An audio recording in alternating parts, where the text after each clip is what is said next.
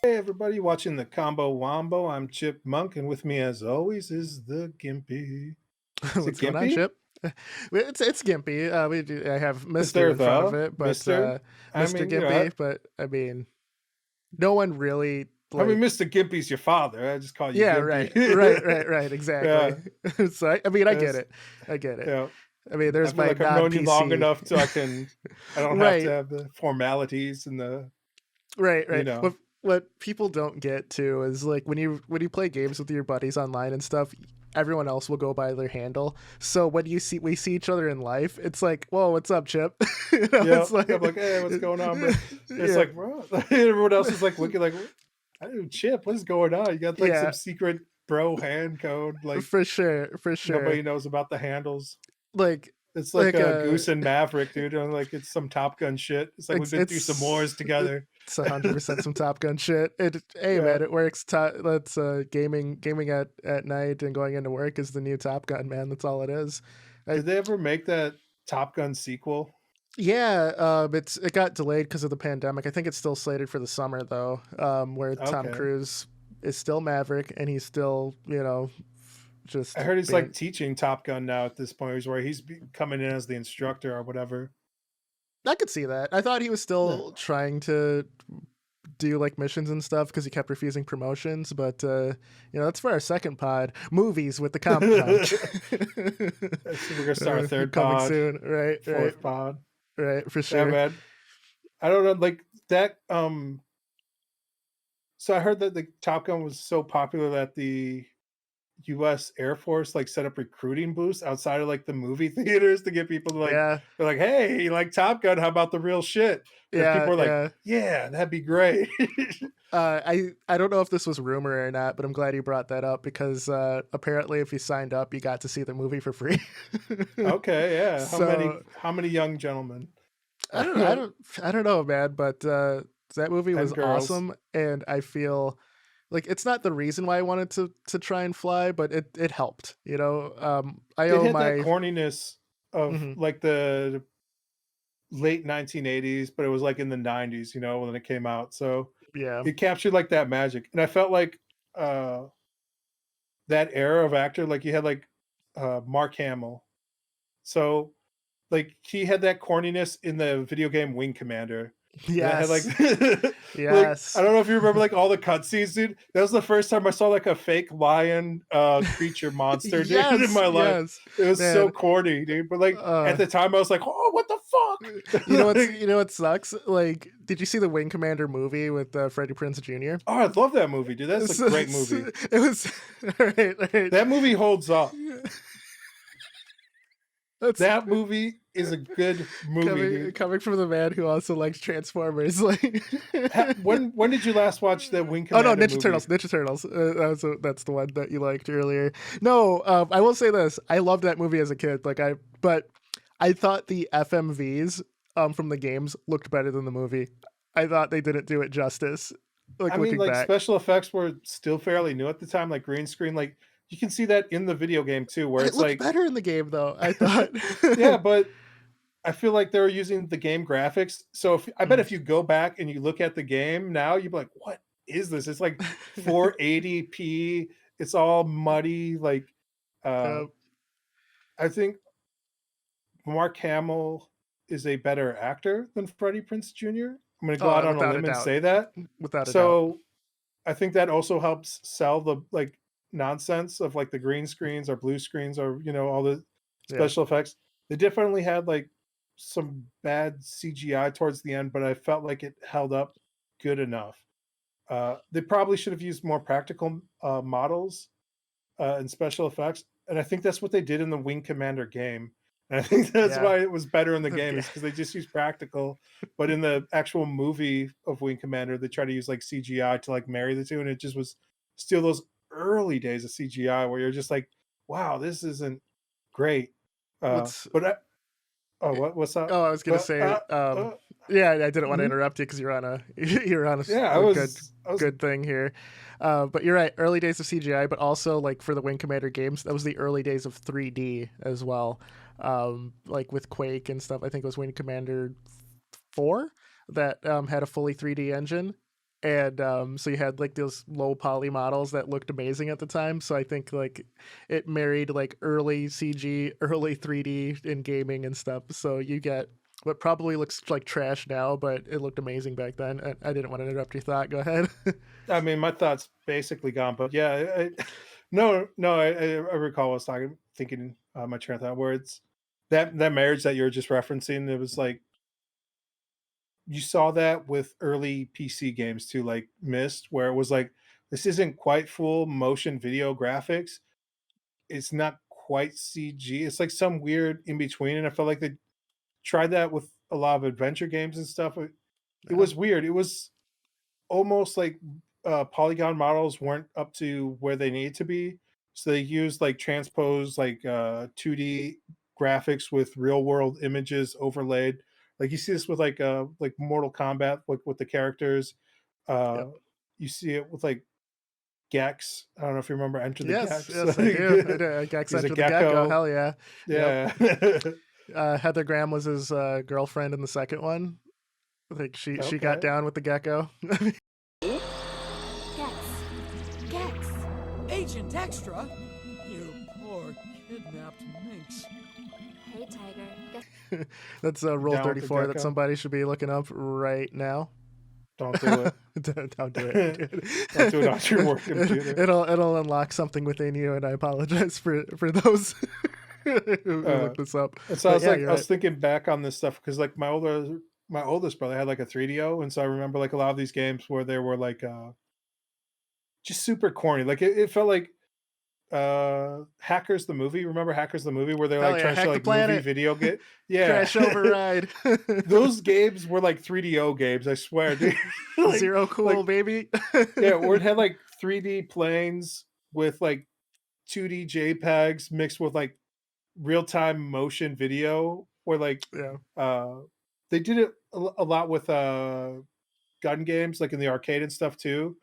yep. But like I think on the 3DO there was like they had Corpse Killer, they had Crime Patrol, dude, like where Yeah, it's just like it's almost like a police training like police still use I think Crime corpse killer. Patrol, yeah, and Corpse Killer to train the cops, dude. Like I where believe it. it's like these ridiculous scenarios where You were totally hot. Radical, dude, radical. it's like, oh no, we're in I don't know, Time Crisis kind of did this too, where it was just like uh Time Crisis kind of jumped the rails with like nanobots and stuff or whatever. But like, Yeah, yeah, where it's like these impossible scenarios where it's like a gang of ninjas have taken over the mall. You better yeah, get in there, officer. And there's like just random like actors running through like full movie, but like their picture is on a plane, like their videos on a plane, and it's like moving through like a 3D plane, and like you have to like click and like try yeah. and shoot them. But like want to say I don't think the 3DO had a gun, or maybe it was like a peripheral that my brother didn't have. So those games were like It had a horrible. Like mouse, right? you might be thinking of the Panasonic. Might be. Okay. Isn't I don't know. Panasonic Like 3DO? Isn't that their thing? Isn't that the whole no, thing? Panasonic is like its own console, and like 3DO is its own thing, dude. Yeah, yeah. Fact check that. Fact check that in the comments. Dude, But I yeah, go ahead. swear. I believe you. I believe you. I swear, dude. Like, you can fact check in the comments. Like, look it up. Yeah. Write your grandma. Ask her if Panasonic came out as a video game console. Like, it felt like there's a time there where everybody was like trying to release a console. Like, Yeah. everybody was like trying to like CD-ROMs kind of created the platform for full motion video to be a thing because you Yes. can't like pull the bits up off of a cartridge.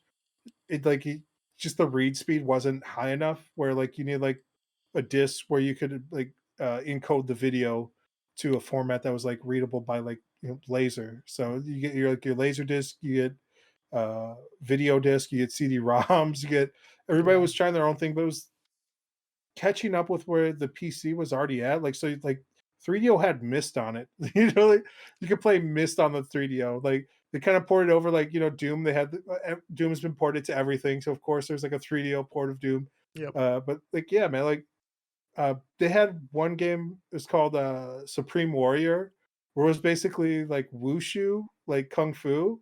Okay. And my brother had that, and it was like the game's timing was basically impossible. Like you have to like crackerjack timing to like get like right where like in the video sequence you're supposed to press the button prompt. Like I think what would you call it? Like Shenmue had a ton of it where it's Yeah, like QTEs, quick time yep, events. quick time Yep. events. Yeah. So it was like a quick time event without like a button prompt or like anything to prompt you. It was just like figure it out from watching this video, dude. So Uh that's a double-edged sword of FMVs because I feel they came about because developers were trying to get more of a cinematic feel in gaming right now because early CD right before that you had cartridges and you had early 3D and early CD started around the same time. To get access that like nice chunk of data layer for a very low cost required a certain read speed. Sega jumped on very early with the Sega CD, and its read speed was like 2x. I want to say it was at as fast as it'll go, yeah. but and its colors It's were like limited to 240p. yeah, like or 20.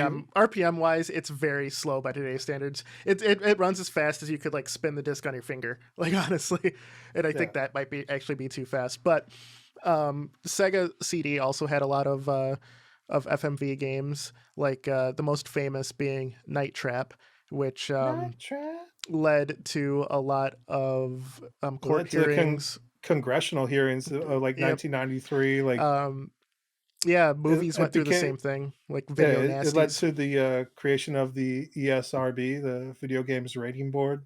Yes, yes. Now, why that happened is because Night Trap, Mortal Kombat, and there was one other game that it's not on the top of my head right now, but those are like the main two. Um, it said it was too violent, it was too realistic. Come on, you guys, you gotta help me. Please use the traps.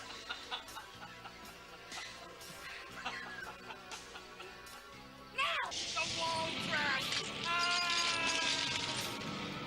Yeah! Night Trap just got re-released on both Steam and I believe the Switch, and that game is so tame by today's standards.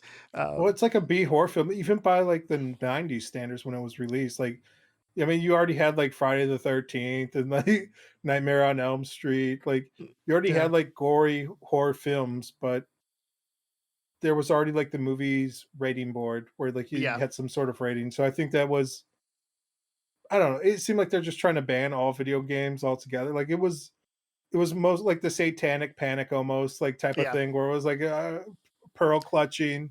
yeah. Uh, but it was more of an excuse to not be a parent, really. Where it's like, oh, I have to research and like look at what my kids are doing when I'm not around. How dare you have the government do this for me? Which is the big thing, and I'm glad you brought that exact phrasing up because Congressman in Illinois brought up the same thing again. He's like, and you could tell that this is like a slow news day, maybe like after the election cycle, he has nothing to do. He's like, let's ban Grand Theft Auto 5.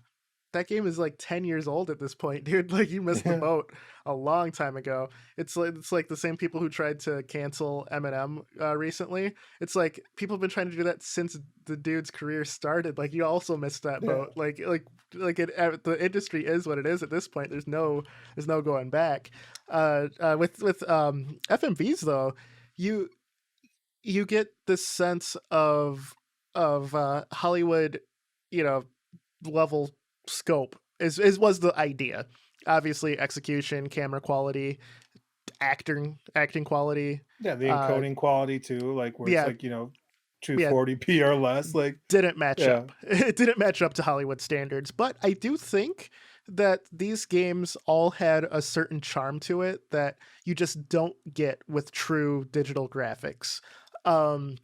It's like There's watching something to it. your campy movies that you love, you know, like if you ever watch like Ernest Scared Stupid, you know, or like any of the Jim Yeah. Varney movies where it's just like It's kind of like the first campy fun. viral actor is like the Ernest Oh guy yeah. where he started doing like local commercials and then got like people are like, "Oh, would you like to try and do a movie?" But like he's always playing the same character. Like, Yeah. it's yeah, man. But like, yeah, that campy funness. I feel like you have to realize like what you have like when you capture lightning in a bottle. I think they did that perfectly with Command and Conquer. Where like the I first one, it was like this is supposed to be 100% serious. Like, but like the second game, is that the one where like they're time traveling Einstein's a thing? Yes, it You was have either like the that one or hand Red of Alert. I can't remember, Nod, but yeah, yep, the yep, yep. Brotherhood, and I think maybe it was by 3 you had like Ric Kane, Flair. Kane lives or whatever. Yeah, Yeah, yeah. yeah. That's it's yeah. I think Command and Conquer was like the it wasn't the originator, but it was definitely the torchbearer through the 90s because they never shied away from the FMV cutscenes. And that's how they portrayed their story. And I Yeah, think the games left their mark because of it. I think if they they didn't have understood what they FMVs, it wouldn't had. be there. Yes, yes, agreed. It was like the video game was the meat and potatoes, and the FMVs were the dessert that you had to unlock. And I think Yeah, like um Tony Hawk Pro Skater also kind of capitalized on that, where you could unlock like skateboarding videos, like music videos of like, hey, here's some of these skaters. And like I think people who are in the skateboarding scene, like it was basically tapes, and they call them tapes on the game, where it's like, here's a tape of like your favorite skater. Uh, yeah, but yeah, like everybody who was big into skateboardings in the early '80s and early '90s, like you all traded tapes, you all watched like who was doing what, and like it definitely all had like illegally licensed music by like it's like we're just putting over like some music and we're gonna rock out and we're gonna make something amazing here, and it's just a bunch of kids like trying to do their best with like what they got. But like Tony Hawk was like, these are your actual rewards for completing like X amount of stuff, you're gonna get a tape.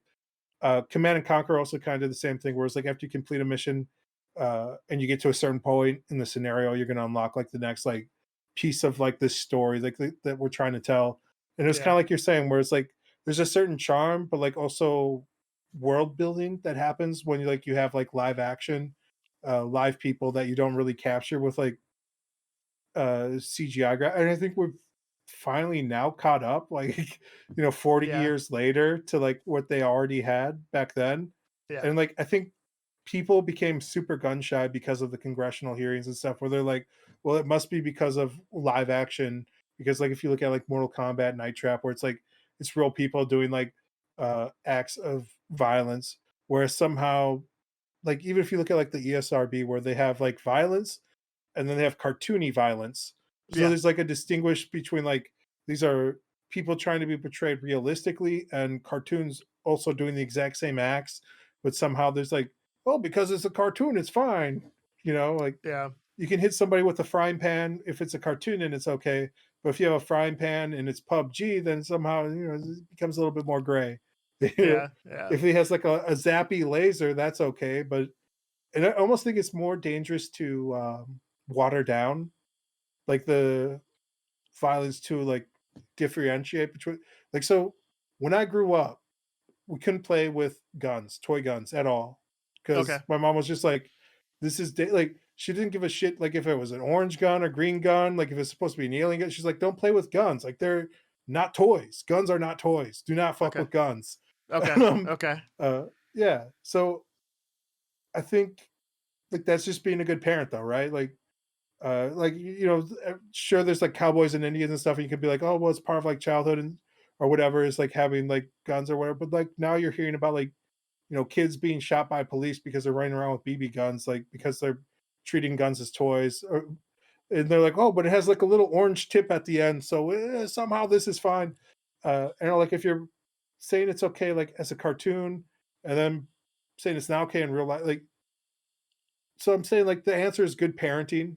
Like to be like, you got a little never lost there, point. bro. No, I'm saying like, because like I think like people will be like, well, that's a policing issue, or it's like the government needs to intervene. uh you need to get rid of cartoons that portray like cartoony violence, you need to get rid of video games that portray cartoony violence. It's like those are fine, like those are make pretend, it is fantasy.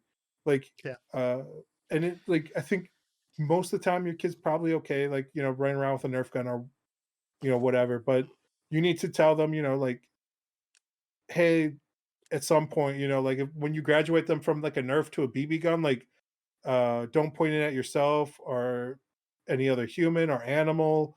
This type of like right. practical gun safety things, like you need to. I'm saying we need to bring back gun safety with real guns to children in schools. We need to More, get all them right, shooting AR-15s and semi-autos. Before you get on your gun Oh. safety soapbox, let me stop you right there. Like, we're just here trying to talk about video When- games. all Bro. right, when I You've got been playing too lost, much Crime Patrol and Corpse Killer on the 3DO. this man talks about he's just like corpse killer master. He's like gun control. You're like, get out of here with that.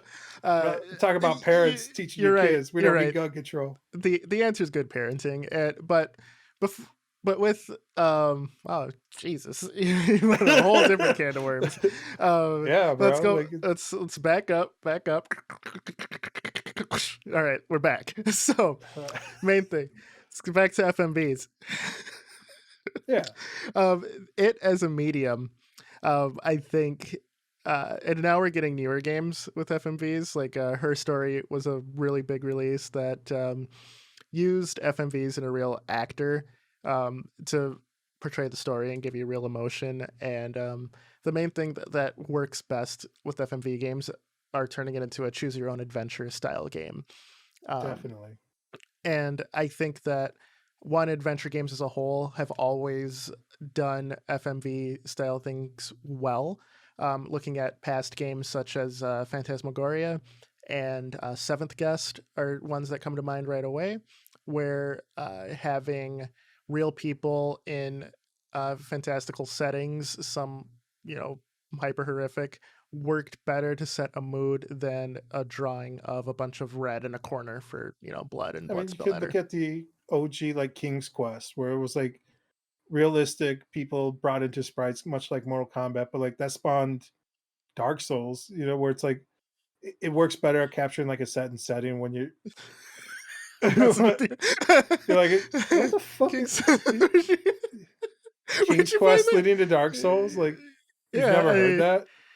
No, not with King's Quest. Like damn there it. was a. Are we gonna have to pause it? No, Like, no. We're not have to pause. I'm just because King's Quest. I'm is just made by gonna state it Sierra. as fact. Fuck it. It's- I'm going so- deep. There was King's Quest, Grandpappy of Dark Souls. no. Changed my mind. All right. There's a King's Field was prior, but that wasn't Okay, an FMV maybe that's game. what I'm thinking. Yeah. I see what No, I I see didn't where say it you're was an going with it, though. FMV game, but it was like live action sprites put over like Yeah. it's a 3D plane with like photo elements put on like a flat plane moving towards like an object. Gotcha. I mean, they did the same thing with like early, like Doom is like the example where it's like they used claymation for Yes. all the monsters in Doom, and like they shot photos and then they brought those in as sprites, but it's all captured and then like descaled into a game on 3D planes. But Yeah. a movie is just pictures, man. Yeah, exactly. The But do you pictures are think just that? sprites. Do you think that FMVs helped what we have now in gaming? Do you think it showed developers that storytelling and capturing emotion in games was possible using this medium? Do you think that we would be where we are without FMVs? Yeah, like kind of like I was going off on that rant where it was like FMVs kind of changed the course of everything. Where once it captured that realism, captured like some emotion, like, and like, yeah, it was corny as hell, but it was enough where people took notice and they could like hold it up, and be like, oh, we gotta do something about this. This shit's way too real. There's nothing about it saying that it's fantasy. We need to ban books and burn them.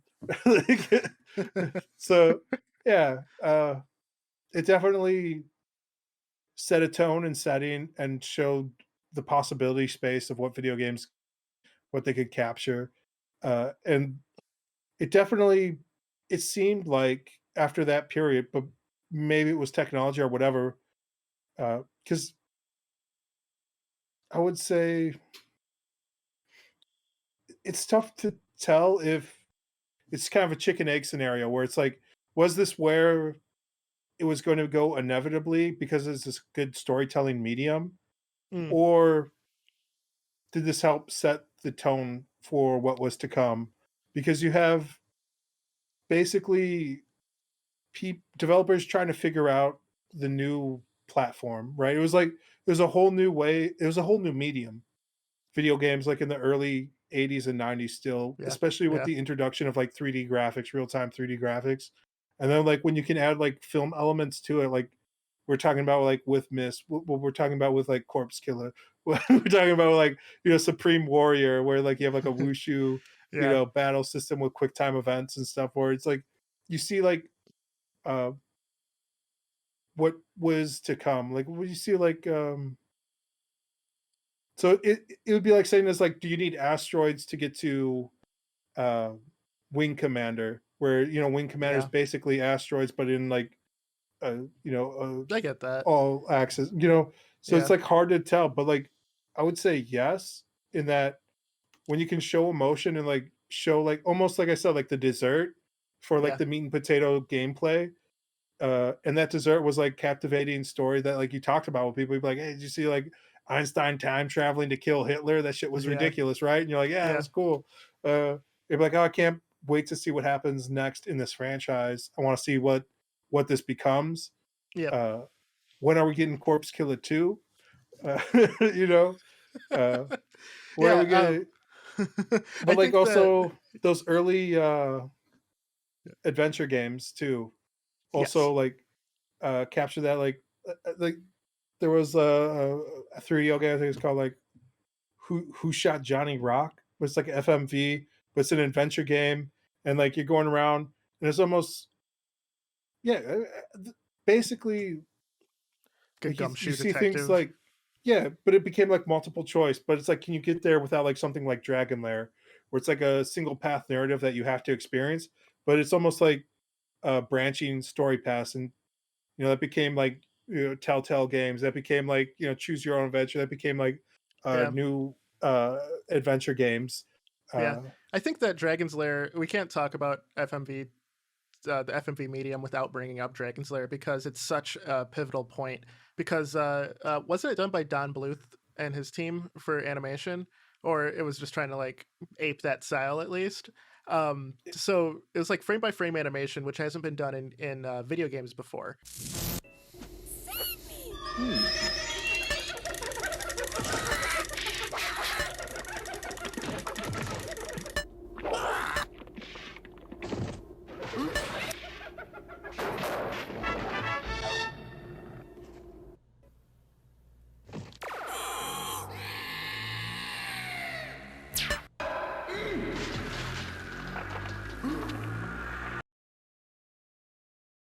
At that point, and the whole game is basically a QTE yeah, without a prompt.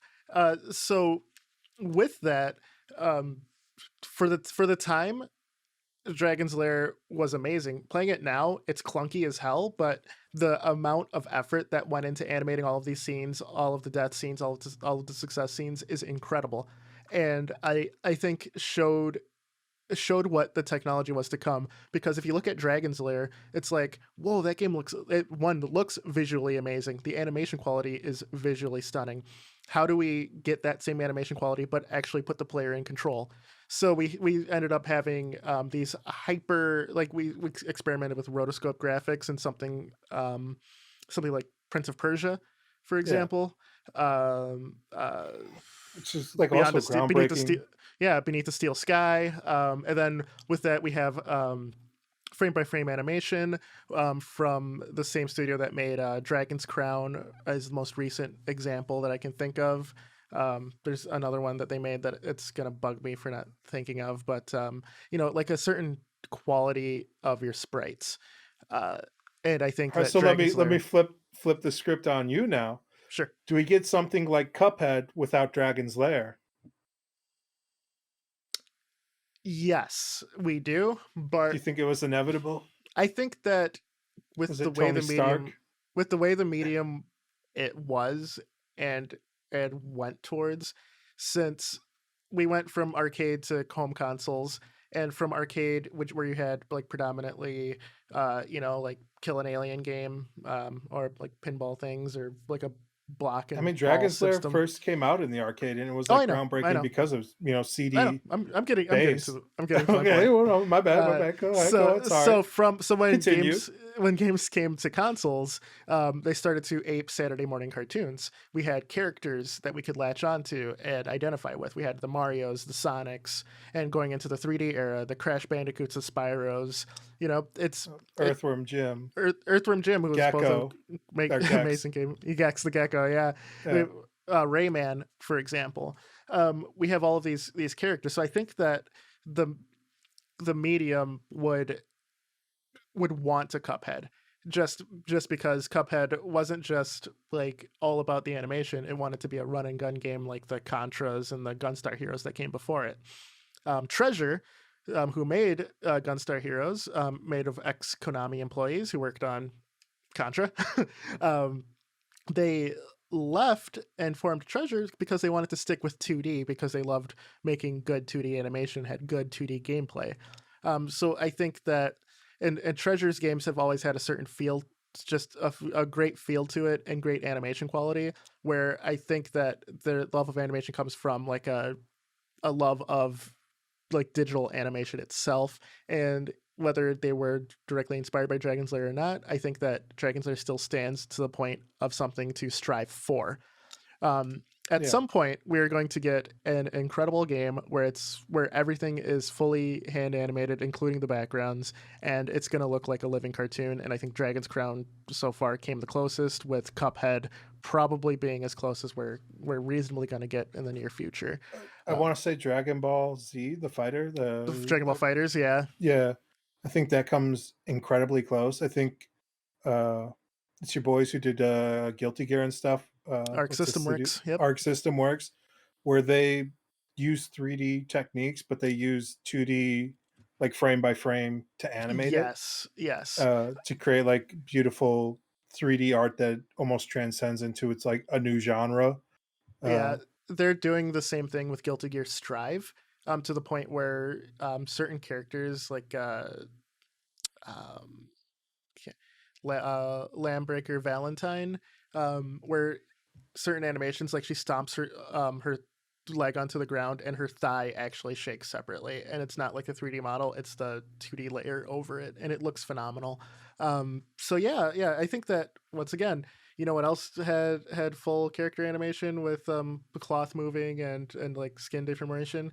Dragon's Lair. You know, whether Yeah. it's you know, fully inspired by, or in the back of your head someone did it first and this is what we strive for, is I think isn't too out of the question.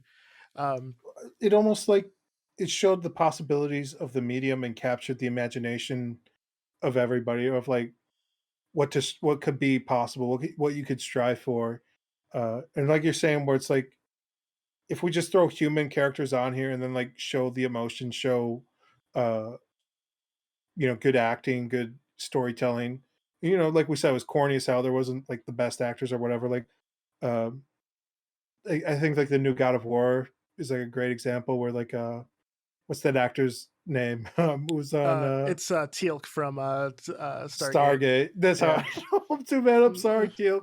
We love you, man. You're a brilliant actor. You're a superb actor. But like, I watched like the God of War documentary with him, and he said like he was reading that script and he just thought it was like a TV show or a movie role, like he was auditioning for.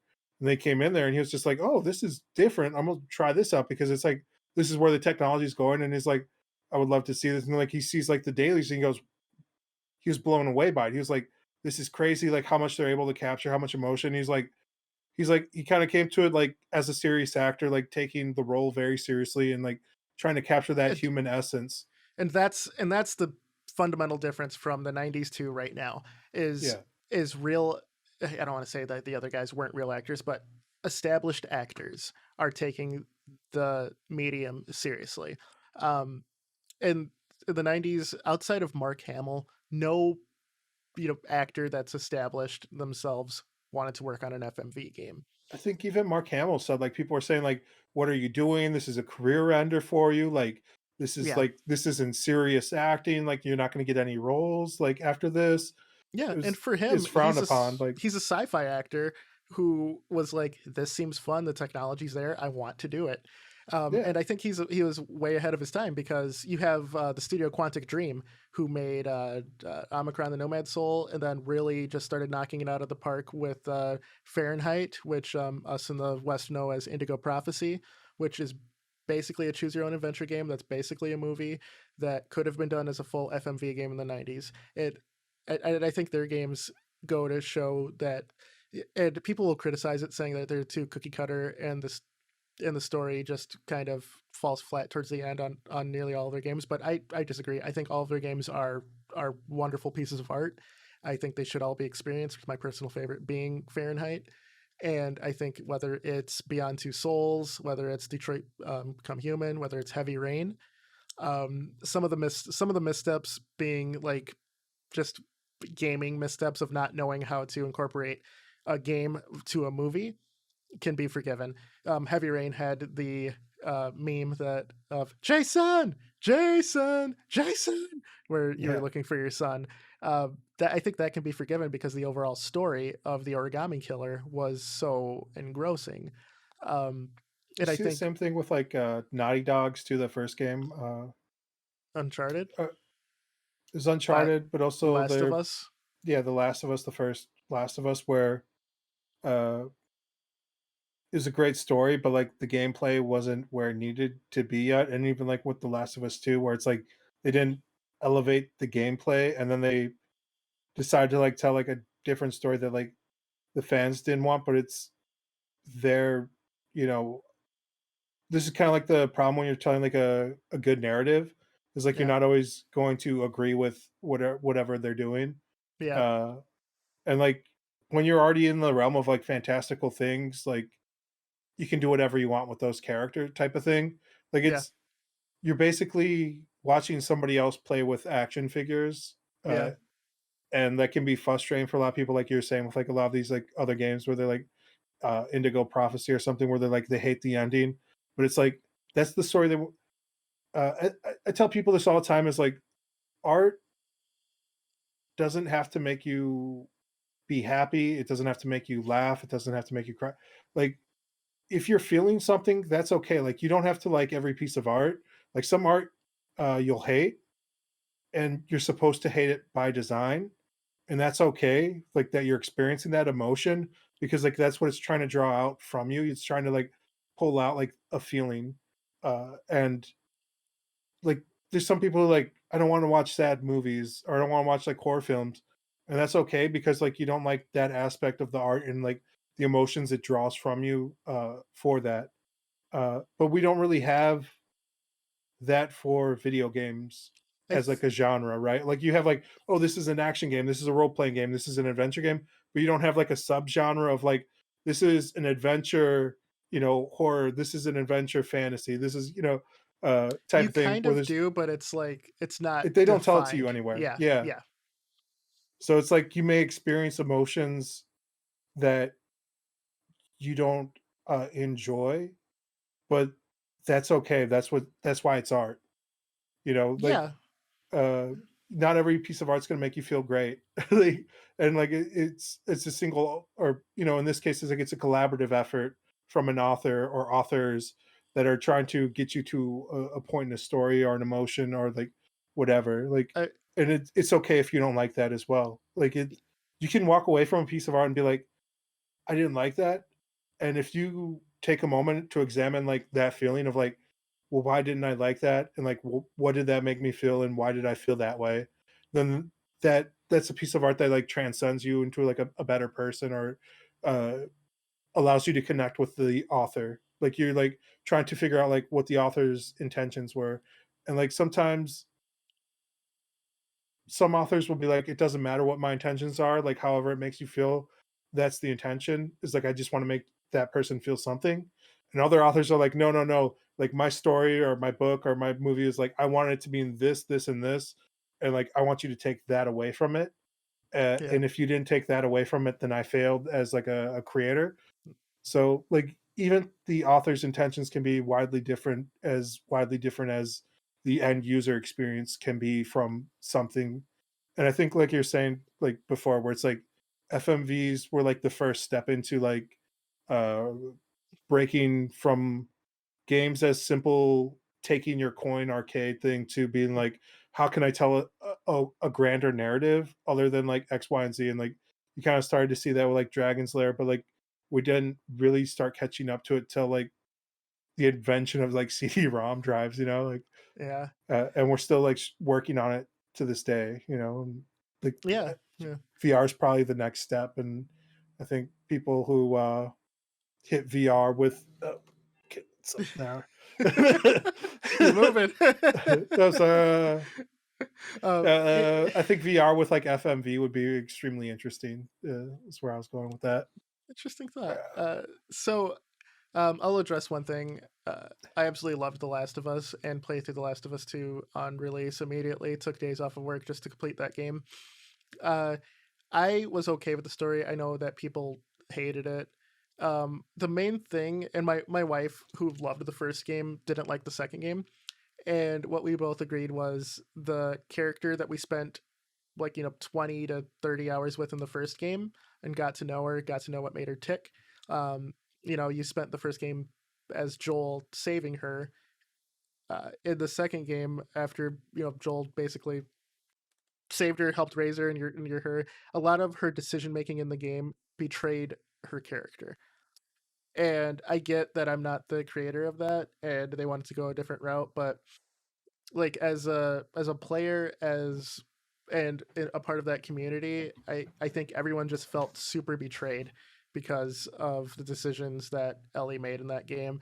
And then the bait and switch with introducing the Abby character, who went through the same trials and tribulations as Ellie did as a child, but they tried to like shoehorn in that that no side is wrong, each side dependent Yeah.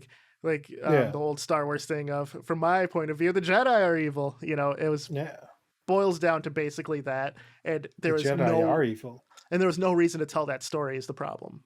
Yeah. It felt like they had no idea how they actually wanted to end it, and they're all like, we need to flesh this out. Let's add a new character for absolutely no reason at all. That said, I didn't hate the Abby character as like every vocal person on Twitter seemed to, but I do think that the game itself, while I had fun with it, I won't be replaying because it betrayed of who I felt Ellie was as a character. And then going back to the FMV side of it, and art not sometimes being made to have people not like it. That's true. I think some games definitely get made for shock factor, but so do some paintings. Look at modern art. All of modern art. Yeah, trash. It's trash. Yeah, it's straight trash. Yeah. But I'm obviously not the person. But it's supposed to kind of break conventions and not go against like the avant-garde of like what we got through like the Romanticism period, and like you see like the Ashcan school of painting where like they go with like surrealism,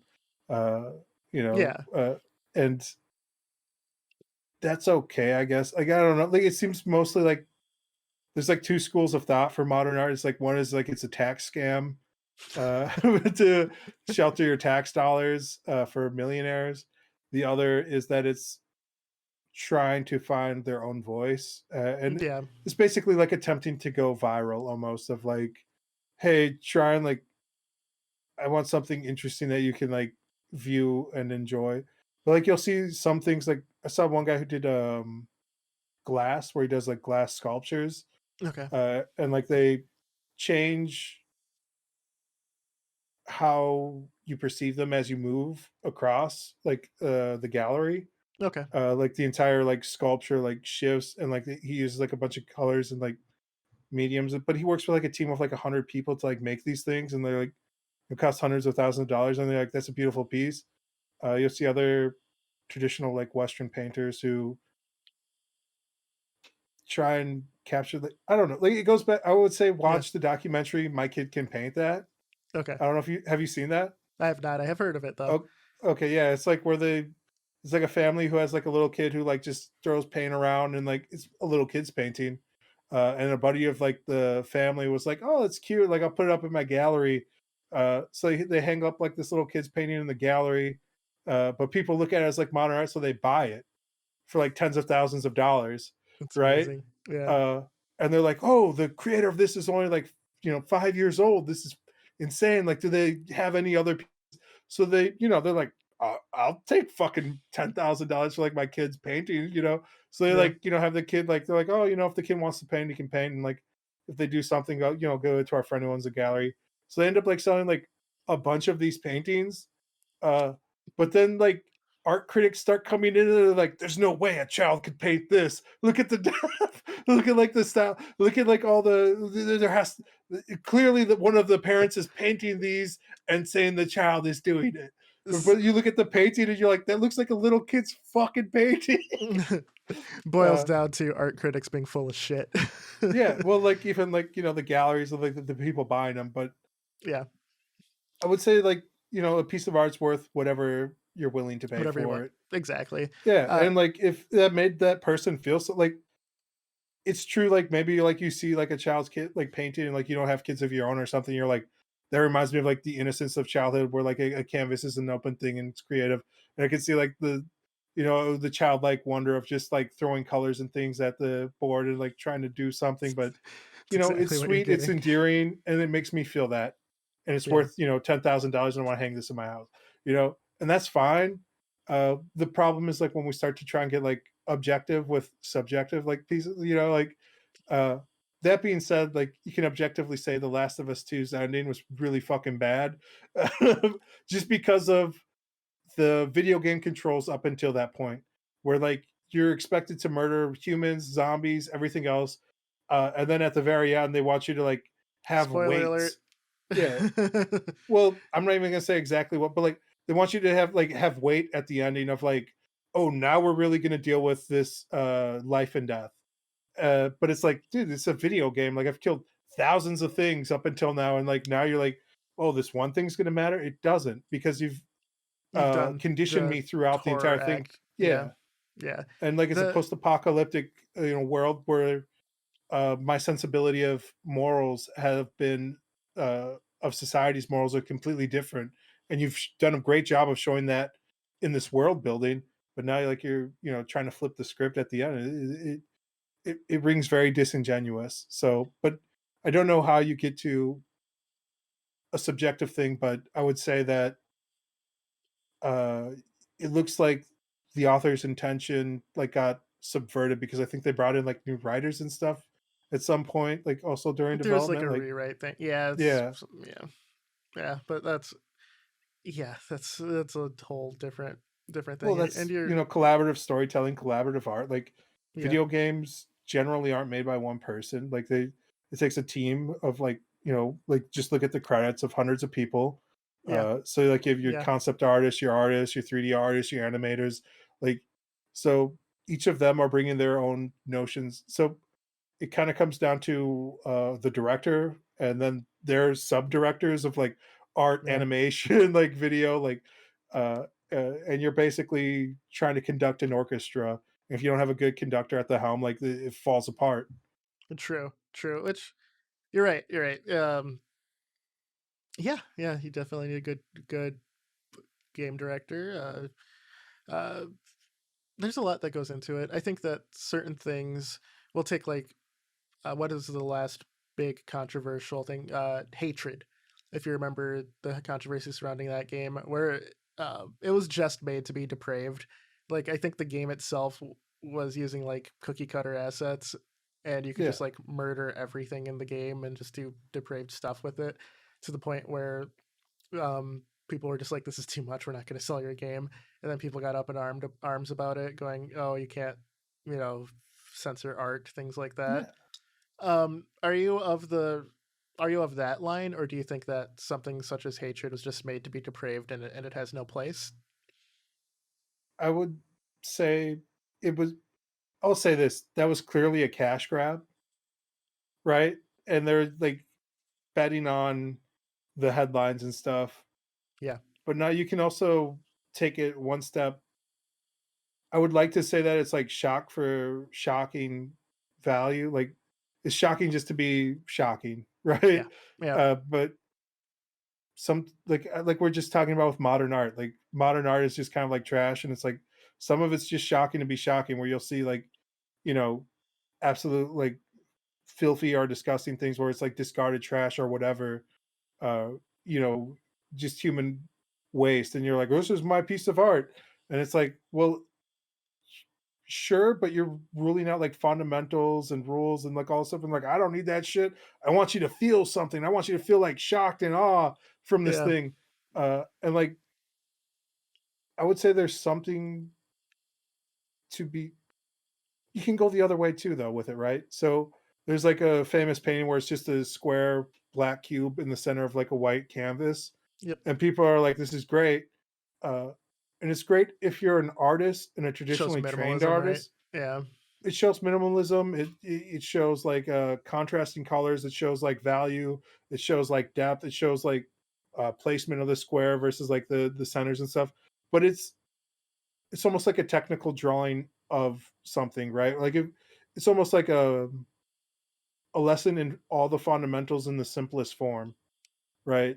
Yeah. It's like, but like if you're not trained in art, like you're just like, this is fucking stupid. I could paint that, you know, like. So I think like there's like a high level, high aspect, like trained technical level, Yeah. uh, and then there's like just shock to shock people, and then like I would say like that hatred game kind of falls more. I'm like, I'm just gonna try and shock to shock. This is clearly a cash grab. I'm like, flipping assets. I'm like doing all these depraved things, like just to get headlines, just to try and like sell units.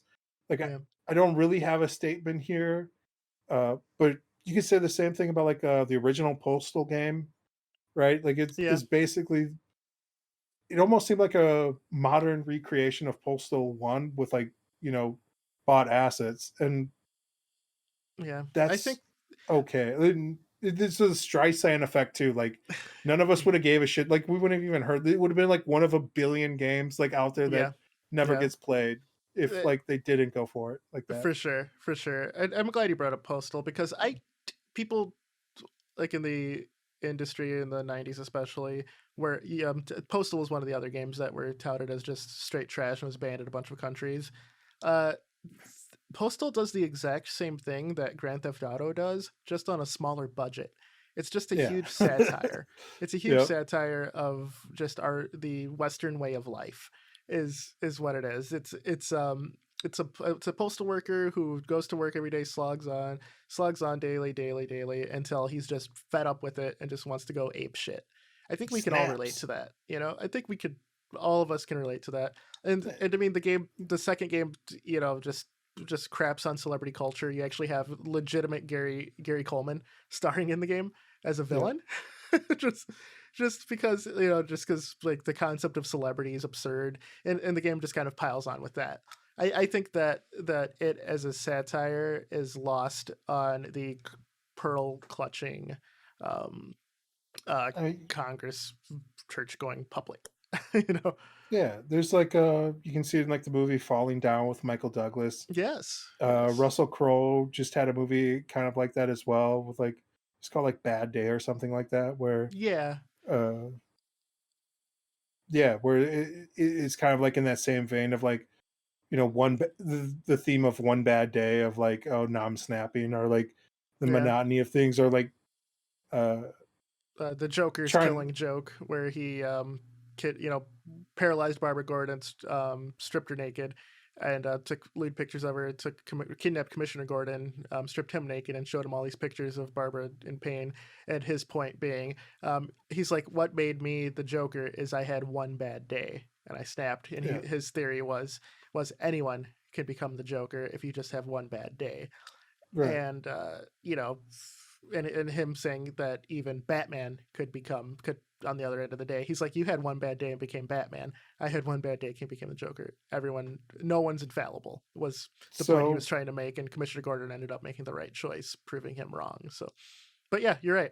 but at the end of that, the author leaves it up to you to see if Batman's also one bad day of just one, like, right. It ends kind of like ambiguously, where With them like, laughing at a joke. yeah, Yeah, and it's like, so like the author's intent was like he snaps Joker's neck there, like he kills Joker at the end of that, but like he leaves it ambiguous because like I want to say like DC editorials like you can't kill the fucking Joker, bro. Like, right? But like he so but it left ambiguous like that, you can kind of like feel like there's the author intent, Yeah. there's editorials intent, and then there's your intent going into it. So it's like, how do you feel at the end of this story? And you're kind of left with this ambiguous ending almost of like, oh, does he kill the Joker out here? Is that what the Killing Joke is about? Or does he let him live? Is it about one bad day? Is I Batman's one bad day to become Batman, or is he one bad day away from becoming the Joker? Right? always felt that, and I heard the neck snapping thing, and I think that's why Frank Miller in The Dark Knight Returns actually went with that, where at the end of the day, Batman snaps Joker's neck, or no, he doesn't even do it. He snapped it, but he doesn't do it all the way, so the Joker would have just been left paralyzed, and Joker snaps his own neck to finish The rest himself of the off. way. Yeah. I mean, you But get the same kind of thematic in like the Injustice 2, where it's like an elsewhere world story where where it's like Superman has Superman the bad snap. day. Yeah, Yeah. yeah. So they But use it, that theme quite a bit, and it's something that I don't think gaming has done that theme yet, where you were in the driver's seat. And if there's a game like that, someone please leave it in the comments because I would love to play it. But well, I mean, that's kind of like what Postal 2 does, but the author's intent is to like already put you in the but you're situation. already Like, you're yeah, already at you've that already had point. the bad day, and now you're like, uh, it's a liberation from like your constraints of like day to day life. And like GTA does this as well, Grand Theft Auto, where it's like, this is a sandbox playground and you're going to escape the consequences of real world actions, and Yeah, you can express yourself any way you want in this. Like, I've seen people who play the game without breaking any laws, where they stop at every yeah, stoplight and like yeah, like this type of yeah. thing. Those But like people are called insane. yeah, but Right. like they're doing it for the YouTube cloud or whatever. Like they're trying to get like people to click on their videos. Yeah, But it's possible in that sandbox, right? You can go through and like you can do these story missions where you're committing crimes, but you can go through the rest of the playthrough like obeying all the laws. And they never bring that up when it yeah, comes to like yeah. law. You don't have to pick up a hooker and murder her and get your money Yeah, back. You can just buy a hooker and just pay her and be on your way. you don't have to buy a hooker at Or all. you could just be a cabbie and do cab missions, get money that way, and you're good to go. I did that with Cyberpunk, where there's Yeah, hookers in it. And I was like, yeah. I'm an adult. Like, I don't need this in my life. And, like, I played through that whole game without, touching any hookers. And then after I beat the game, I was like, all right, let me go back and see what these hookers are See about. this actually. We're like, well, somebody spent some time animating. It's like, Well, I mean, we all know Chip loves his hookers, but Yeah. but I'll just let me say this. So what the hell were we talking about in this pod? It's FMVs. It's emotions brought by storytelling and gaming. It's the advancement of the medium. I do think FMVs kind of showed you or opened an alternative path versus just like reading text in RPGs to access human emotion.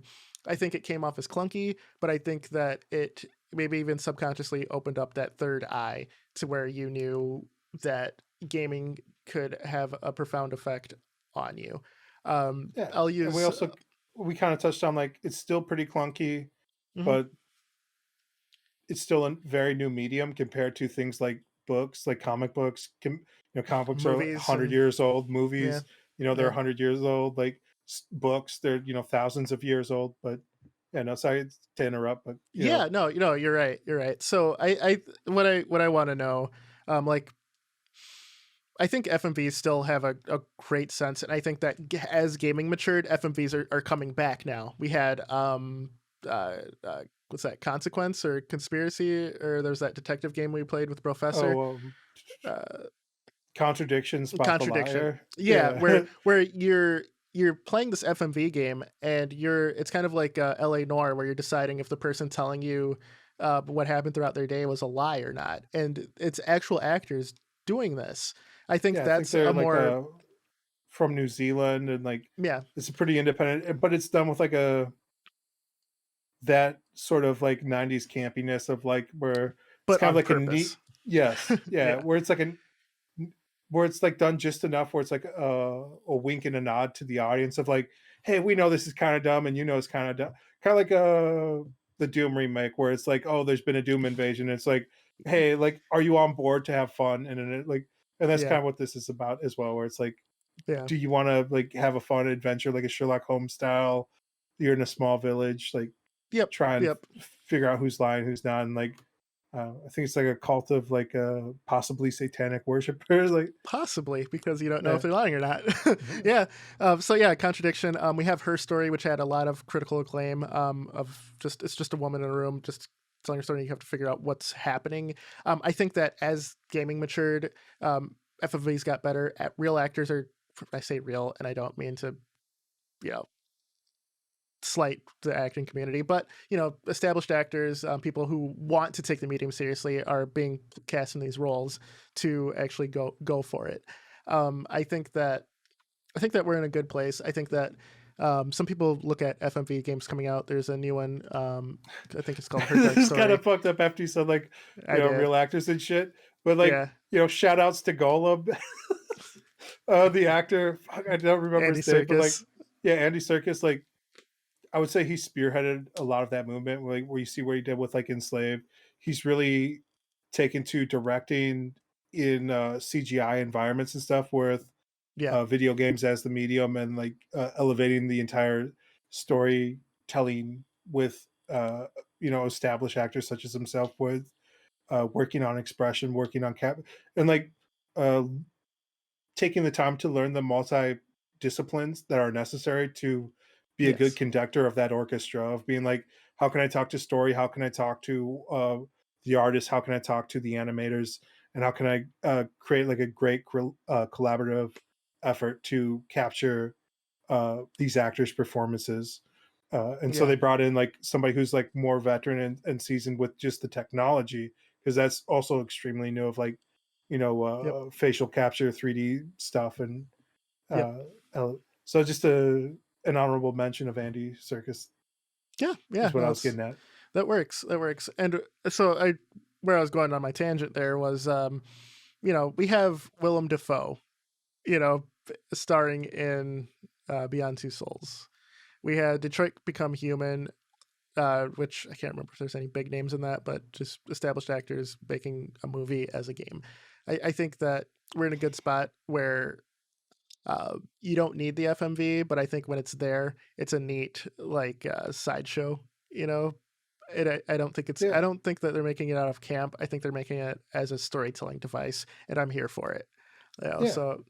So end of the day, I got to say one of the games that definitely had an emotional response from me that I suggest everyone play, just because it's a wonderful narrative. Would be, it's not FMB, but it's definitely a gripping story, is To the Moon. It is a top-down RPG. Looks kind of like SNES graphics, but it's about these two doctors who are going into this old man's memories, and I can't recommend it enough. It's a really quick playthrough, probably like 3-4 hours. It's usually on sale for like $5, so I definitely would recommend To the Moon if you want like an emotional response to a game. Anything that like touched you, or that you couldn't shake the narrative, or anything like that? No, we're um you can't put me on the spot. My fault. That's like my immediate like thought was like, if I had to go with a recommendation, it'd be the Command and Conquer remake where you play as Einstein going back in time to kill Hitler. Yeah. See, it's not. It doesn't see, but the response doesn't have to be like from a like a heartfelt emotional response. It could be you had fun with it, and it's just like a good way Yeah. to experience the medium, and why FMVs worked. Because you're right, Command and Conquer would not work nearly as well if it was just like animated cutscenes.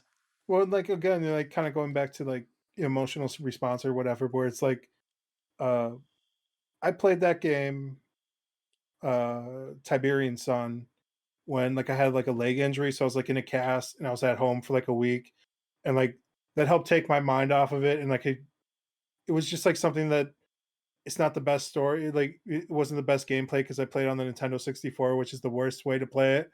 Because I was like, oh, you Yes. can, what video game do you want to rent? Like your leg's all messed up, you're in a cast or whatever. I'm like, oh, but I remember playing for the PC, and I was like, oh, I'm gonna get it for the Nintendo 64 so I can lay on the couch while I play it. And so like there's something like that as well, where it's like time and place as well. But it kind of ties into FMV. It has an okay story, but like it's something about like that, and like I don't know if like I had to go with another one of those, like in that same kind of 2 week period. I also played a lot of like Tony Hawk Pro Skater 1, Yeah. which also has like some good. I think they got rid of it like in the remakes, like all those like They may cassette have, because I tapes. think Are, there's a like licensing yeah, a lot issue, of I'm sure. licenses expired, but like the OG ones with like the movies and stuff and the music and Yeah. that was great. But Yeah. I think I don't know where you would find that. I think they might have re-released it, but you're not going to get like the full experience. But yeah. whatever. Yeah, I think another one, Zork Grand Inquisitor, is another one. It's technically Zork 4, I believe. It came out on DVD-ROM, using live action cutscenes that propels the story along if you like, adventure games. And this one's more of a kind of a search with abstract puzzles, but that was another solid one. I mentioned it at the top of the pod. Phantasmagoria was another amazing one, which I will actually be streaming at some point soon myself. Check it So out on Twitch, yeah, Mr. Gimpy. Mr. Gimpy on Twitch. Yeah, yeah, man. So I think that, yeah, no, you're right. You're right. I think that it's a solid thing, and I think art, as you said, is subjective, and you can definitely make it with the point of not being liked. And I think that's what a lot of people, uh, they don't understand that. Like Yeah, I for like I like mean, you see this with like not to go weird, but like you said with like a lot of cancel culture for like artists, where it's like, oh, you said an inappropriate thing at a comedy club, uh, we want to yeah, cancel you for that, and it's like you have to live. I want to. I don't know, why I speak in absolute. I want to live in a world, or at least a society, where artists still have freedom of expression yeah, to try and tackle ideas or subject matter that isn't going to be out for everybody. It may shock some people, it may upset some people. Uh, some like, or you can go like, what people will love it, people will hate it, people will laugh, they'll cry. There's a wide spectrum of human emotion, and to say that like a small spectrum of that, uh, or a small spectrum of people won't get your art or like it. yeah, Like I'm okay with that, but I feel like you have to have the freedom for artists to express how they want to express and like feel what they want to feel, and like, yeah. and you're also okay to feel how you feel as well about that, and that's okay. Like I don't think it like if something like if a piece of art or like words hurt you, like that's okay, and like you need to like examine yourself and be like, why did that hurt so much, or like why did that make me feel that way, why did I respond to that, and you're okay to feel that, and like the person's okay to express themselves that way, but like you have to understand, like when you're going to like experience a piece of art or a medium, like whatever medium that piece of art's on, like it's a piece of art, and like it's supposed to make you feel something. Got it. uh and I don't know, like again, like same thing with the comedy, kind of has the same problem where there's like no subcategories of comedy. Like you could go to a comedy club and you might see a wide spectrum, like when you go to like see a band, you know what band you're seeing, right? Yeah, Like like I'm listening to country music or rock and roll or rap, and like I kind of have an idea of like what that entails. If yeah, you're going out to comedy, it's like I'm gonna roll the dice, let's see what kind of comedy we get tonight. Like yeah, there's a wide, like, and the same thing for video games, where like there's a genre, but you're rolling the dice, you don't know what kind of like story yeah. is going to be in that genre. True, uh true. so uh maybe we need better labels, but Don't it's put me in a box. Don't label me, yeah. Chip. Like I would say understand you're getting like those surprise mechanics when you go Yeah, to certain art events. Like you might even go yeah, to like a black box theater with like local theater art students, and they're putting on some modern art thing that they decided to do, and it might be disgusting. But yeah. like you're rolling those dice, you're like, oh well, I guess I'll support my friend, and you're like, what was I thinking? Why did my friend warn me?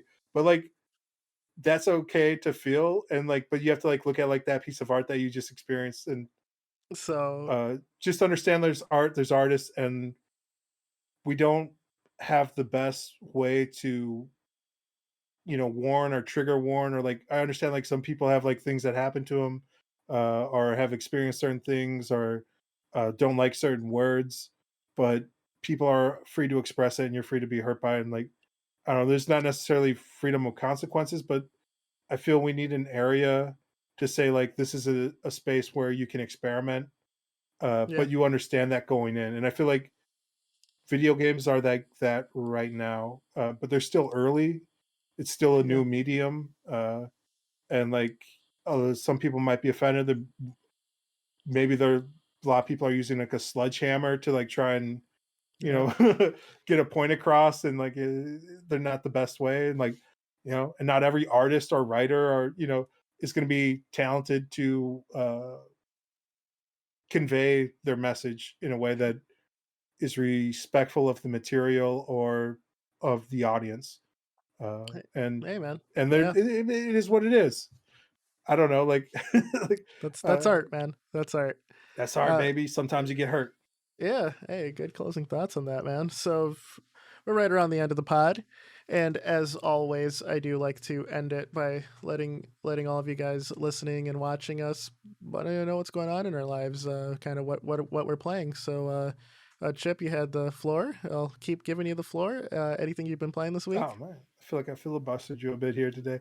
I played some Rogue Legacy. I beat it before, but I was like, oh, let Oh, me kick this back on.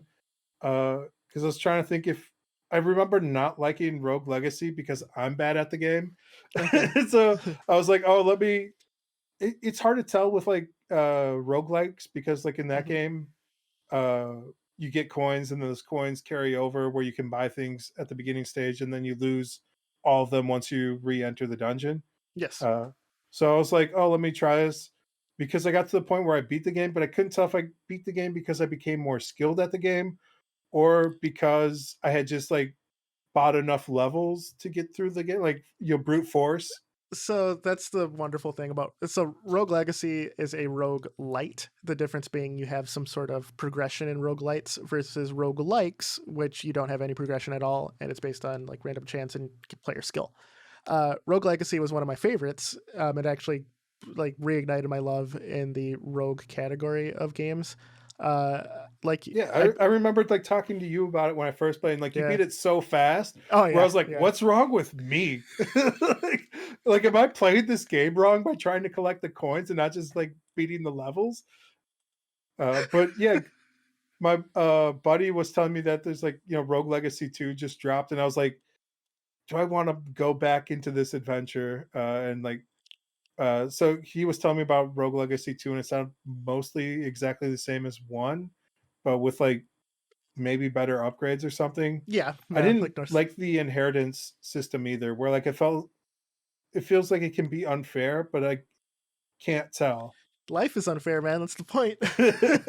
That's I what loved rogues it. I lights are about. Yeah, yeah. yeah, What about yeah. you, man? What have you been up to? What games have you been playing? So I I actually just got Loop Hero, which is also roguelike, a roguelite, I should say. It's okay. I think that I think the basic gameplay loop isn't what I would normally play. Like I like deck building games, like I love Slay the Spire, but there's like a lot of it seems to be you just watching your character go around. So it seems like it would be better fit for mobile. That being said, I did kind of in my mind devote like 10 hours to the game to give it a real try because I feel you don't really get a roguelike until you either get like a full clear or you have 10 like 5 to 10 hours in it. I've gotten to the first boss, got to the point where he just wrecked me, so I can see like some of the tiles I have to place. So the game mixes so many different genres where I'm not sure if I secretly love it or if I hate it and I'm playing it to try and prove myself wrong. Um, Yeah. it's it's weirdly addicting. I will say that overall I don't like the art style, but that's like a thematic choice that they made that just doesn't jive with me. It's the coloring that they've done that just it looks washed out and just doesn't work for me. Have you But played Hades? yeah, I love Hades. I love Hades to death. Okay. Yeah, Do you their art have a? style is very colorful Because I and know they clean. just dropped that game for the Switch not too long ago. Yeah, yeah. They're like, oh, it's coming out on Switch. Hades uh, takes storytelling using the roguelike medium and really did something new with it that does it justice. Typically, you don't really get a true story in these rogue games. You have like a cursory example, and then it's the gameplay that makes things up. Like Binding of Isaac, a lot of it was inference that you got it for, and Binding of Isaac being my absolute favorite rogue game. They're supposed to drop that new Binding of Isaac too, right? New DLC coming, the final DLC coming in 3 weeks at time of posting of this pod, I believe. So yeah, you'll probably see me stream that because that's my favorite shit. But yeah, Loop Hero. Is it just McMillan holding it up? Because I've heard like it's mostly going to be Nicholas. Yeah. Yeah, McMillan is back. There were some issues with Nicholas, but I was watching like an interview with him recently with McMillan where he's like, I want to really balance it out because people are too good and the game's too easy now. And it's like, bitch, because people have been playing this game for like ever, dude. Like the game's pretty old now, right? Like yeah, it is. It's interesting. See when we start getting guests on the pod, if we could get McMillan at some point, that'd be one of my like Hall of Fame level things because I've been following that dude forever since Gish. And I'd like to ask him why, man. Like, does he just like torturing people? Like, because he's just like, it's too easy. But I'm also like, he's like, I watch people stream it and they're like just fucking crushing the game. And I'm like, yeah, bro, the game's been out forever. Like, there's definitely like a min-max strategy or whatever, but like, you can't balance like skill for like skill play. Like, I feel like the same problem with like roguelikes, kind of like we're talking about, like when I talked about Rogue Legacy, where I'm like, I can't tell if I'm bad at this game or if there's a balance issue. In each roguelike that's done well, I feel that player skill will overcome the randomness. Right, and that's what I feel about Binding of Isaac. Is like people have gotten to like the player skill level where it overcomes that challenge. Like 9 times out of 10, and then like McMillan's talking about like I gotta make it fucking harder because fuck people. He's like I want to give them a challenge. Well, because a lot of like the high level strats for Binding of Isaac revolves around 3 items that if you don't get, people will just restart their run, which increasing parity I don't think is a bad thing. And with like the new bosses, new enemies, and stuff. I mean that's a feature, not a bug. Because like I could say the same thing about like Rogue Legacy, where it's like if I'm not getting like the right lineage for like my next character, like I could just restart. And I'm sure there's like a penultimate strategy, like if I cared to like try and speed run, or if I wanted like an entertaining stream for like people where I'm like, oh, I know if I get like whatever like blind, people aren't going to enjoy like seeing like a black and white screen or whatever, you know, like so I love how you say that. I streamed the entirety of Ghosts of Tsushima in black and white Kurosawa mode, and I refused to play it any other way. I tried the multiplayer, and you couldn't play it in black and white, and that's the last time I played the multiplayer. Were you a big fan of Kurosawa? Yes. Like the whatever the Yojimbo, 13 Samurai, Seven Samurai, Samurai, yeah, all that's my jam. I watched all of those. Yeah. I didn't hate them, but I also didn't like them. Is it the seriousness aspect, or? No, I think I had just kind of like Star Wars, all right? Where by the time I watched Star Wars, I had already seen like what came from it. Yeah. So it's like going back in time where I'm like, this is cool, but I've seen like I'm watching Star Trek Next Generation already. I'm seeing shit like Stargate. I'm seeing people like P90s like gun down fucking ancient Egyptian aliens, dude. Like you're gonna take me back now to like laser swords. There's something to be said about that. Yeah, it's so slow. Like, but I felt the same way about Kurosawa with like when I watched all of his movies, where like at that point I already seen like Jet Li's The Legend. I'd watched like 100 Jackie Chan movies. I'd seen Bruce Lee. I'd seen like what China had kind of done with like the kung fu medium, and I'd seen stuff from Japan with just so much stuff from Japan. Like I'd seen like anime, like the anime scene, and well, like all of that's inspired by Kurosawa, though. Like, see, I don't want to butcher like any of the names too from Japan. Where I'm like, I can think like visually of like the pictures, but I'm like, I don't want to even attempt it. Oh yeah, you'll get some hate. Get some hate. How could you mispronounce? No, I get it. But yeah, so I was trying to think of like the most English translated what I could think of off the top of my Yeah. head, but Yeah, but it all came that together seemed like somewhat. Shogun Assassin already, bro. Yeah, yeah. You know, But like, yeah, it's like Lone Wolf and Sanjuro and Cub, stuff. bro. I'd seen Lone Wolf and Cub, bro. Like, I have a picture to the right of me of Lone Wolf and Cub. Actually, I yeah. absolutely love that series. But you're So it's right. like going from that, and then like going from like the 1970s Japan and to like to like back, 50s. yeah. Yeah, 50s, It's like 60s. they'd already taken all those lessons and like uh modernized them in a lot of ways to what they would become, further down. Where it's like I feel kind of the same way about like things like Casablanca or like, what's the one the You just famous don't one like everyone loves? Gone with the Wind, Sure, Maltese Gone with Falcon. all of those, dude. Okay, you just Like don't like classic cinema. You can't see the beauty of where things came from, I or guess it's that's a not lot that you of can. it. It's not that you can't see it. It's that you don't care, right? It's I like you've have seen like what. yeah, it's like I have like a slight appreciation for it, but like zero love, like no reverence for the source material. Like I'm just Gotcha. like, yeah, sure, Okay. that's Okay. like in a lot of ways, like all I can see are the flaws with it from that to like what modern movies became, where I'm like, the pacing's incredibly slow, the expositions uh Like are Citizen really Kane. clunky in parts. Or like I'm thinking like Seven Samurai, where like a Okay. lot of people there have like one word response and like there's a lot of two shot things, or I'm just like it's just shot reaction shot and like people not really talking, really bad special effects, like uh like uh and like I'm sure they're great for the time, but like just seeing like what came after it, where I'm like, to quote Lone Wolf and Cub, like buckets of blood, rivers of blood, they will all pay. Like so you have like shit where it's just like fuck, like it's just a game changing stuff, dude. Like, uh, Yeah. Yeah. and so like to go back, it's like it seems almost like diet soda, like a watered down version of like what the modern cinema can produce. Uh, Okay. so my Okay. hold on, my So, thesis. So my thesis for movies is that they keep getting better. So ooh, like a bad movie today is still a lot better than a good movie from like 70 years ago, dude. no.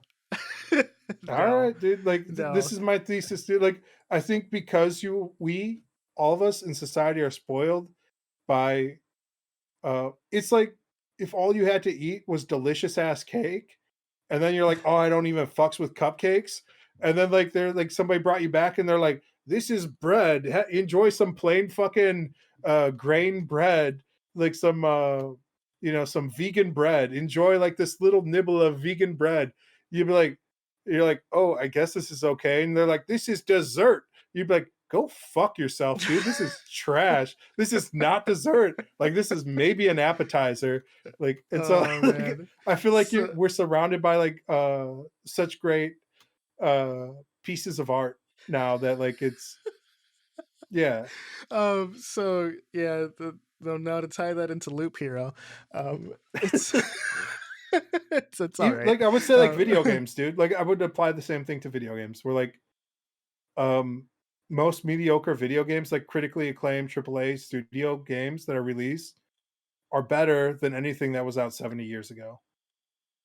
well, 70 years ago, sure, but like, because games weren't out then. But that's the They next were pod, out man. That's then. the next They pod. We're were going out toe to then, toe on dude. that, boy. We're going toe to toe on that. That's some bullshit. I will Get take, your I will take any masterpiece from the early 90s, late 80s, and put it against any horse shit you can come up with nowadays. well, give me like any try like 1970s, dude. That's like being like, Well, oh, look at 70s. Pong. Well, you only have Pong and Space War to go on that point. Yeah, Like dude. if we like Enjoy if your we get from Space like Wars, dude. if we get from like It's like 1980. so imagine people today being like, look at Space Wars. You have to enjoy Space Wars to truly appreciate I did what's going on. I did a separate YouTube video of my own on Pac-Man, for example. Yeah. I'd put Pac-Man up against any horse shit that you can give at me right now, and tell you without a shadow of a doubt that Pac-Man's better. All right, yeah. Well, maybe we're gonna have to like. I'm gonna like. I will give you a list of like. I'll look back at like maybe not 2020, but 2019 of like Okay. AAA releases, and I'll look at like what's the worst there. And I'll give Yeah. you like the top 3, and then you're gonna have to come up with a defense in the court of Sounds good. combo wombo, dude. Sounds good. Sounds good. Check us out next week for that, boys. Some fighting words there. But in closing, I will say after 10 hours, I will update my Loop Hero opinions. I think it could be good. I just think that the gameplay loop might be a little too passive for my own personal enjoyment. All right, boys. So for Chipped Monk and myself, I'm Mr. Gimpy. This has been the Combo Wombo. Peace.